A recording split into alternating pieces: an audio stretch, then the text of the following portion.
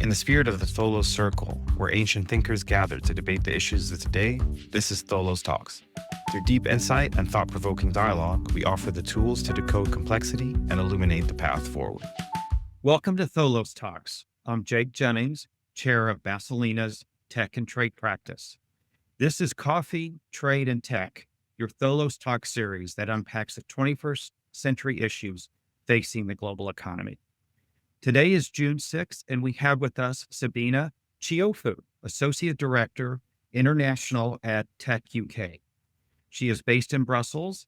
She leads the techUK's international policy and engagement with the European Union, EU member states, and key international trade partners, including the US and Japan. She worked as a policy advisor in the European Parliament for almost a decade, specializing in tech regulation, international trade, and EU-US relations. Sabina is also the founder of the Gentle Woman's Club and a member of the World Economic Forum's Global Shapers community. She holds a Master's of Arts in War Studies from King's College, London, and a BA in Classics from the University of Cambridge. Sabina, thank you for joining us today. It's a pleasure to welcome somebody with your vast experience on digital trade and international tech policy, where these issues are kind of central to our daily lives. Let's start with your career path. With degrees in Classics and War Studies, how did you get into tech and international relations? Thanks, Jake. It's great to be here. Great to see you again for what I'm sure will be a pretty timely conversation given everything going on in the world of tech and trade these days. I've always studied what I thought was of particular interest at any given time, as opposed to something that I thought would give me a career or a job. That explains my slightly eclectic background in education. So I did study 8 years of Latin before I decided maybe it's time to do a bit of ancient Greek. It was always clear to me that that wasn't going to be my future career. I wasn't necessarily going to go into the classics academic career, but it was out of curiosity at the time to kind of do a bit of ancient Greek as well. And where better than Cambridge, if you have to kind of pair up long-standing university with some long-standing academic studies, that just felt like the right place and right topic at the right time for me. And then, my master's in war studies was again an interest that was sparked by working in the European Union, kind of looking at the whole security and defense agenda at the time. And I thought, well, what better place to kind of, maybe go and do a bit of studying around conflict in the modern age. I would say it's probably, with all due respect for King's College London, which is a fantastic university, and their War Studies department, which is a great department, it was probably a bit of a waste of both time and money, because in 2012, we were talking about the end of conventional warfare and how all future conflict is going to be technology and cyber. And here we are in 2025 facing quite multiple conflicts around the world and pretty conventional in their structure. So 2.5 years of interesting conversation. I'm not sure a terribly useful degree right now. It does make you wonder, is there an opportunity with international trade to kind of circumvent future wars? I'm on the pessimistic side of that, simply because we've experimented with it. We tried it with China, we tried it with Russia. We thought if we give them Rolex and McDonald's, they're just going to kind of join the global economy and never go to war again. And well, yet here we are. So there is something to be said about the importance of international economic cooperation, for sure, for growth of economies here and there.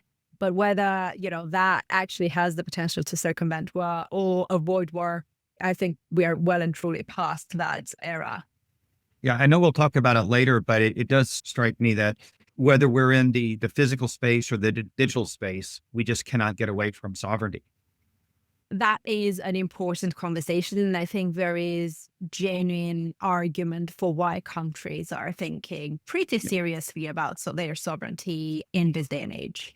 I think even if 5 or 6 years ago, you're talking to me about the EU digital agenda, that's all full-on protectionism. And why are we doing that for ourselves? It's bad for our economies. It's bad for our kind of growth. It's bad for technology. It's just nowadays, I think the conversation is slightly more nuanced. I think it's fair to look at the world and be, for any kind of government, be slightly concerned about where things are going. And that comes with a level of need for control. And I think that can be justified by the current events on the global stage. However, there is a very fine line in between what is legitimate sovereignty concerns and what is protectionism. And I think that's the line we need to kind of draw carefully and kind of, provide criteria, provide definitions. Think of, right, what do I think is sovereign capability? And where do I think I need sovereign capability? And what does that actually mean? What is the criteria for that sovereign capability, whether it's technology, whether it's national security and defense, and kind of pick your area where you think, I need slightly more control over the data here. Is it to do with maybe I need some data localization for national security concerns? Is it, levels of data protection, levels of cybersecurity that I need ensured for this particular kinds of data, whether it's in healthcare or some other areas?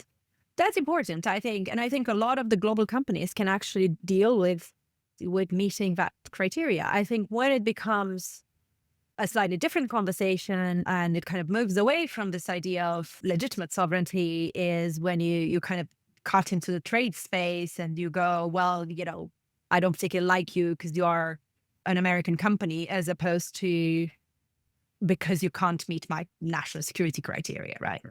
And I think that's the dangerous version of sovereignty that kind of, cuts countries away from the world. And that's not a way to move forward. And we know all the pitfalls of protectionism that, I'm sure you and all your listeners are very much aware of. So you mentioned time at the EU Parliament, and I know, Fred, relatively new in your career looking at issues. How's that experience kind of translated into some of these real world issues that your, techUK members are facing, whether it's in the UK, in the EU, or globally? And has technology changed, or what's kind of changed that's moved you from this, as you said, here we go again with digital protectionism, to now it's more of a nuanced, well, there really are some national security issues. How do we identify those so that businesses can operate freely, knowing the rules of the road? Yeah, even my time in the parliament is quite interesting because this is 2010 to about 2019. So just after the financial crisis, but there is a lot of enthusiasm for technology. A lot of this global technology companies that everyone is familiar with right now were just in their early days. There is a lot of excitement about what tech can do, but also, concern. Slightly, we are starting to see kind of concern around social media and data protection, about data collection, about privacy. And, 5 years of my life spent in the European Parliament were about the general data protection regulation, that I worked very directly on. It did give me a very good insight into stakeholders you're dealing with. You're looking in the very early days of the proposal at a law made for 3 companies or 2 companies, right? Literally, with 2 companies 3 in mind, companies. literally. I mean, the idea was, we have to do something about personal data protection in social media companies. At least that was the conversation in the early days. You realize pretty quickly that you can't actually make a law for a bunch of companies only, and there'll be a lot of unintended consequences and all kinds of stakeholders that will be caught up into this conversation. And I remember at the time when we were discussing, one of the grounds for processing of personal data, which was explicit consent. And the idea was like, how do you ask for that? What are some technical specifications you need to put in the law for people to be able to comply with that?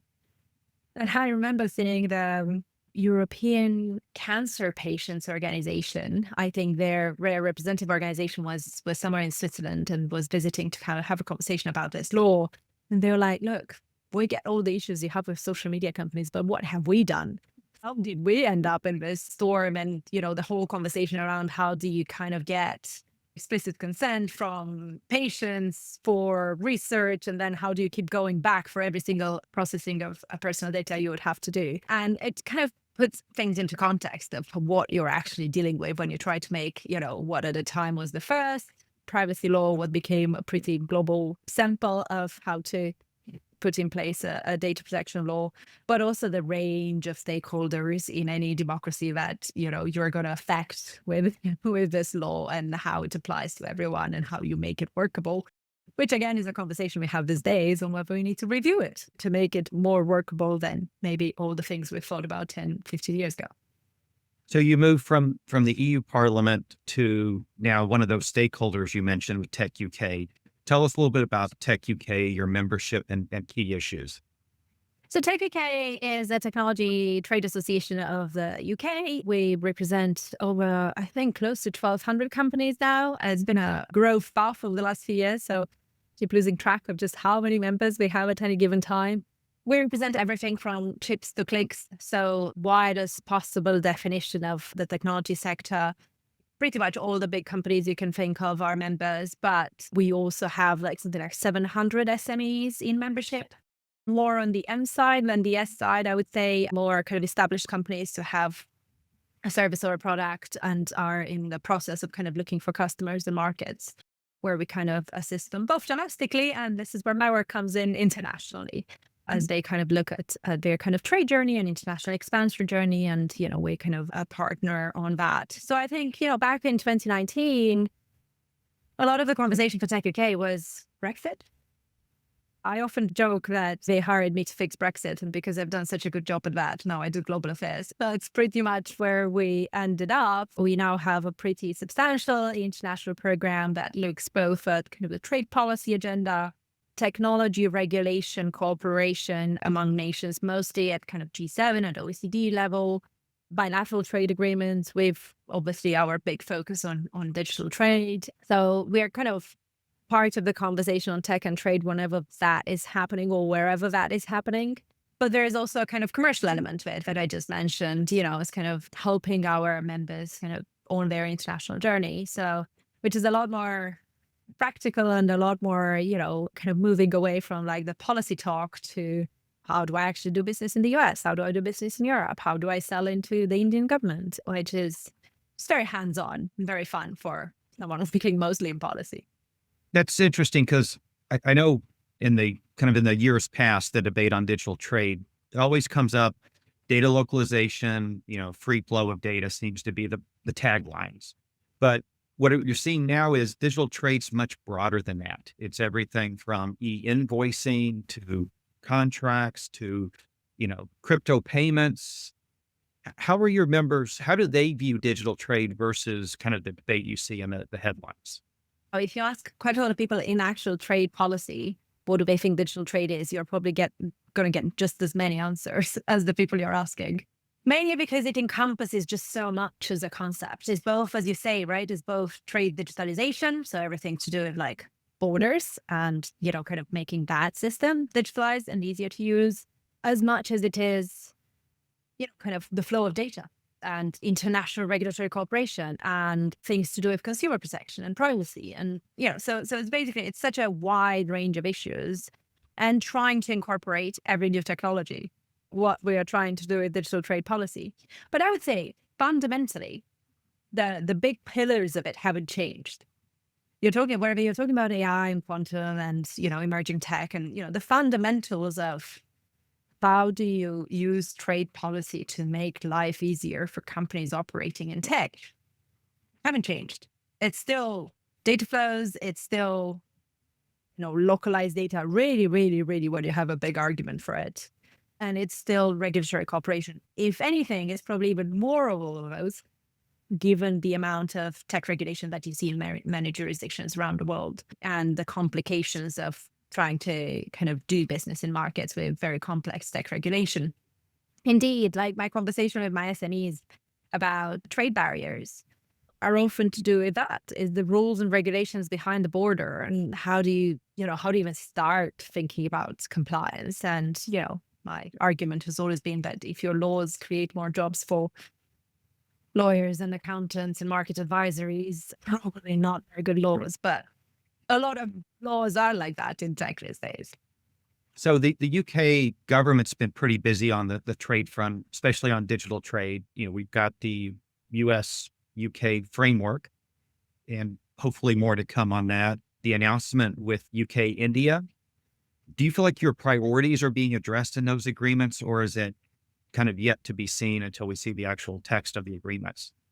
On the broad UK government digital trade policy, I think there is a lot to be said about kind of the early days of it after Brexit was all about joining the club of countries that are pushing the barriers of what it means to do digital trade, and that's always been something we have asked for. I think something that the UK government, both the previous government, the current government, generally understood, that there is an opportunity in digital trade, especially for an economy like the UK that's 80% services, 75% of which are digitally delivered. The whole digital trade agenda was always going to be very important. So the early days were all about join that club of countries. Australia, New Zealand, Singapore, Japan, do as much as you can bilaterally, join CPTPP, be in that club.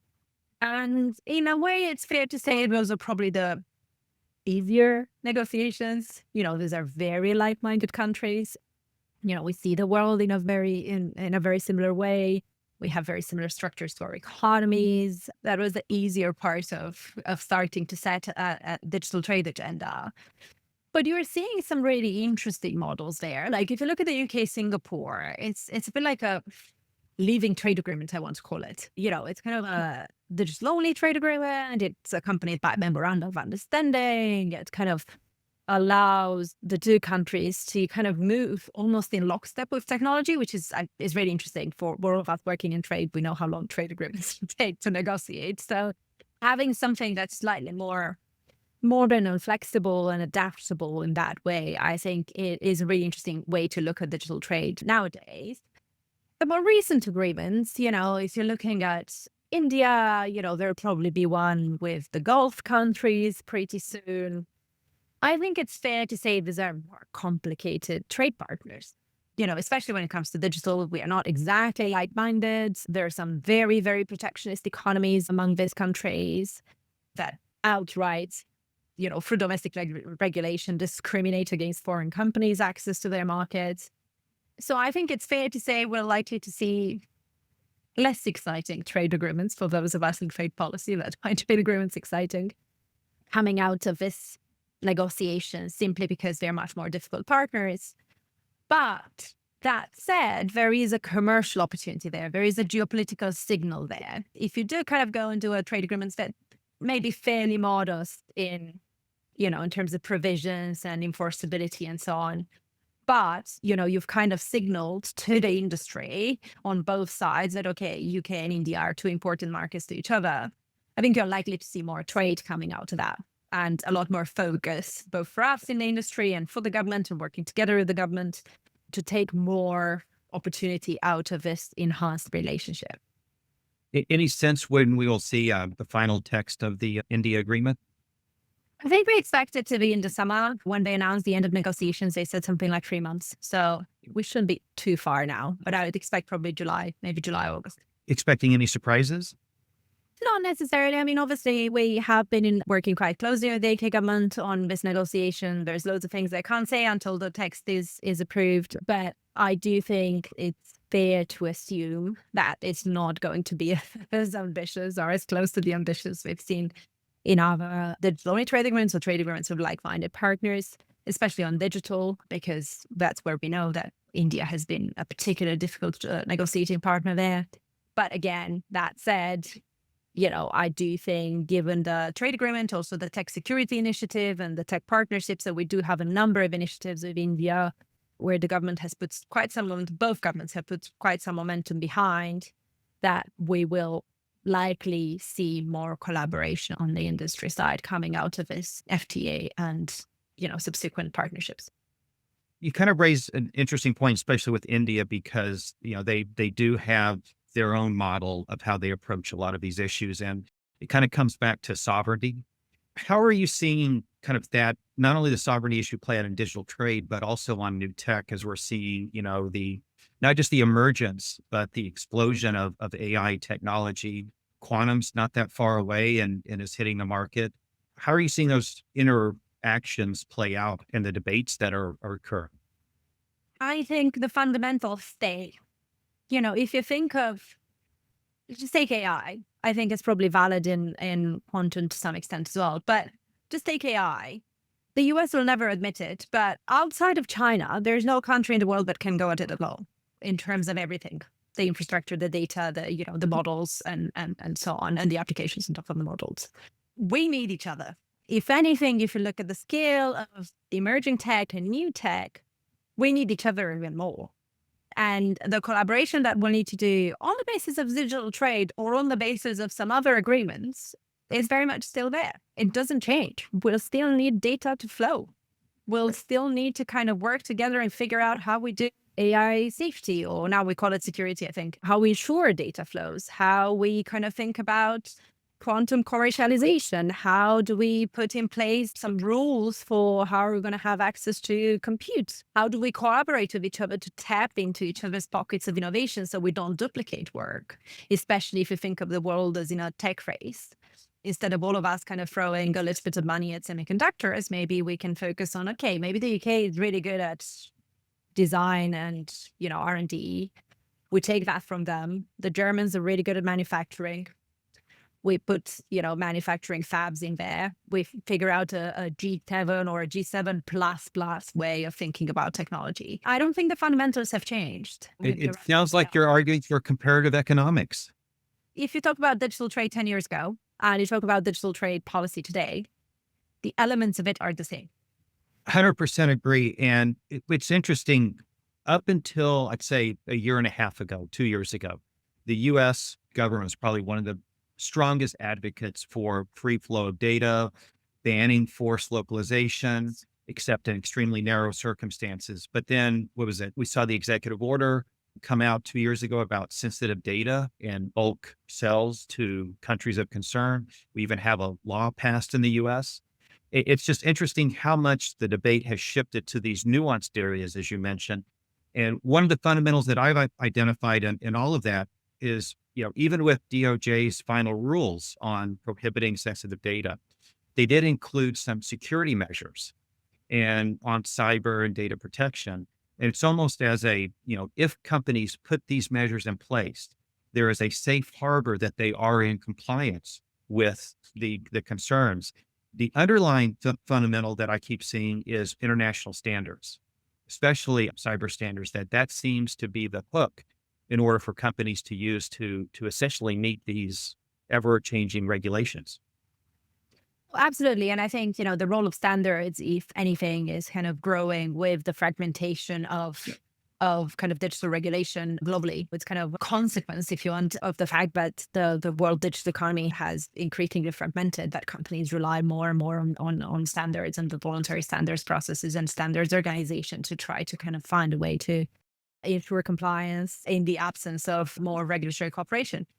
I think that's absolutely fair. And, I think they do go hand in hand with kind of the broader regulatory cooperation agenda. But to your point about where the US has kind of moved, I think it's really interesting and also slightly depressing for all of us who believe in digital trade to kind of see the kind of path of the US administration, also almost regardless of politics here, away from digital trade and engagement in multilateral organizations, regional agreements, bilateral agreements, kind of almost like we don't want to hear anything about that part of trade, which I think, culminated in the US kind of withdrawal from the WTO negotiations on e-commerce. But it's been kind of boiling in the background for quite some time. For all the countries that have been, involved at the kind of forefront of how do we move the dial forward on digital trade, it's then been very disappointed to kind of have the US out of these conversations.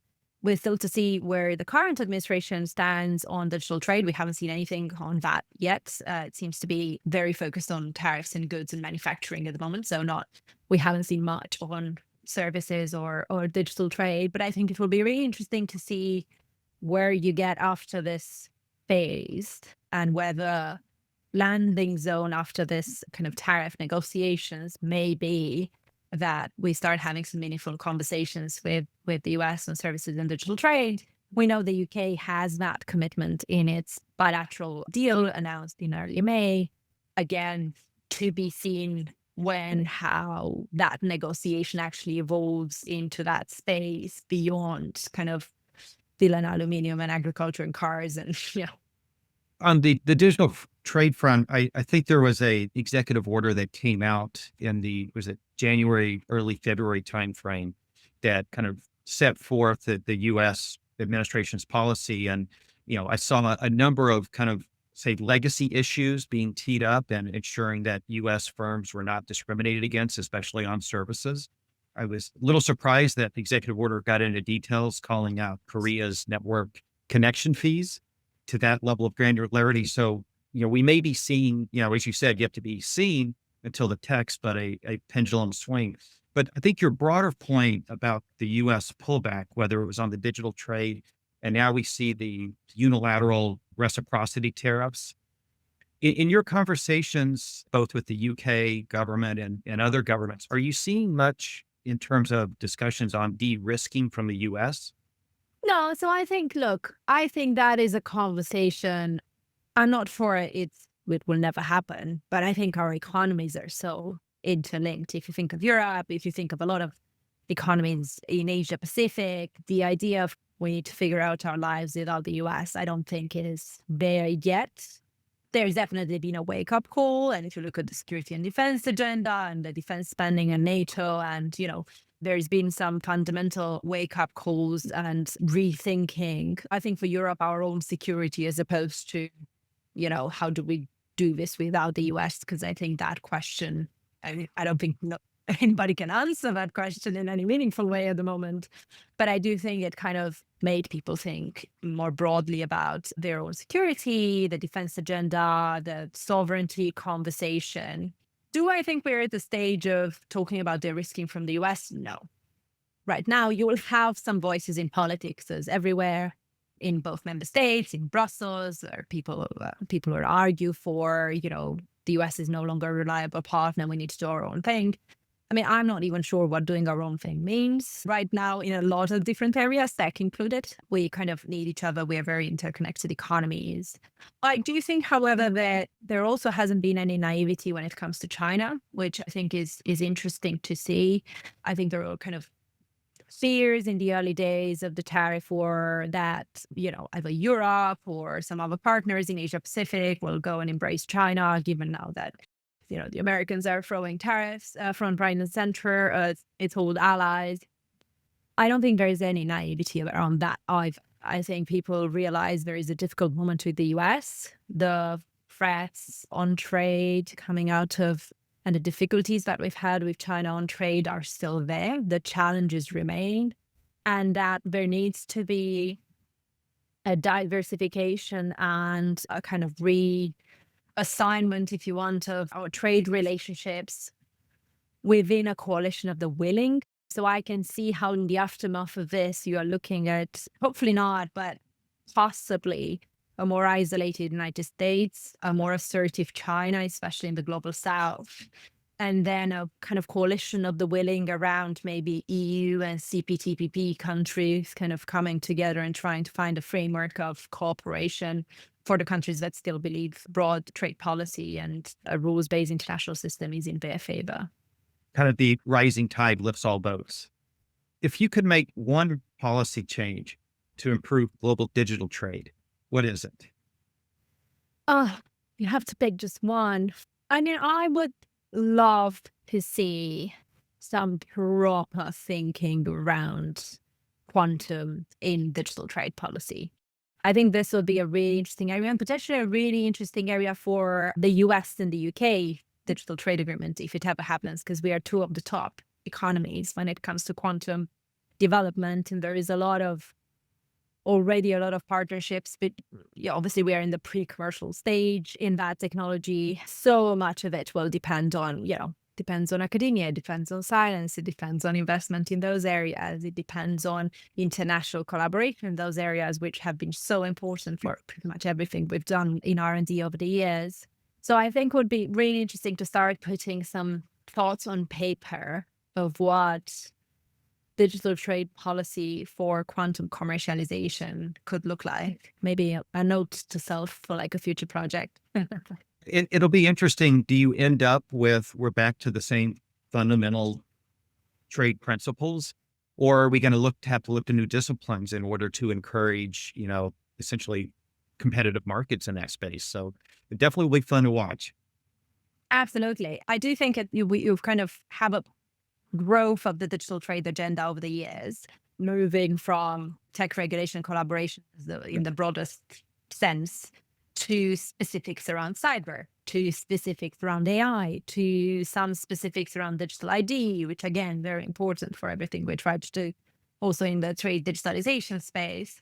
So, how do you kind of move that in lockstep with technology in a way that actually translates trade policy into real commercial opportunities in some really exciting new areas of tech? Exciting stuff. So Sabina, every time I look on LinkedIn, you're in a different city. It seems like every day it's almost where's Sabina. So in all those travels, what is your favorite city to run in? Oh, Jake, I'm going to answer DC, don't you? I absolutely love running in DC. Running on the mall never ceases to amaze me of just how beautiful it is. And also, it's perfect timing because by the time I'm in DC, I'm jet lagged. I wake up at 4 a.m. anyway. So 5:36 when it's a bit of light, God, running on the mall, and it's absolutely gorgeous every time. So yeah, DC wins for now. And when you say running, you're not just out for a little stroll. We're talking serious jogging, aren't we? Yeah, I run marathons. It's a consequence of the pandemic. It was either a choice of going mad or starting to run marathons. I'm not sure, they're not very similar. Yes, I run long distance, so I go out for an hour or more. So DC is perfect. Slightly less appealing on that uphill back to the hotel usually, but down to the mall is beautiful. And you got to start at the mall. So anyway, you're a role model for us all, Sabine. Thank you.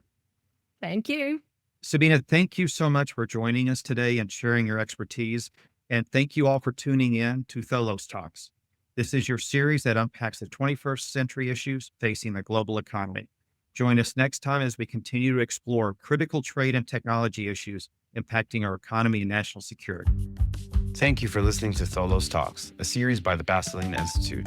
Available on Spotify, YouTube, and SoundCloud. Make sure to follow and subscribe to our channels to stay up to date on upcoming episodes. To learn more about these topics or the work we're doing, visit the Basilinna website.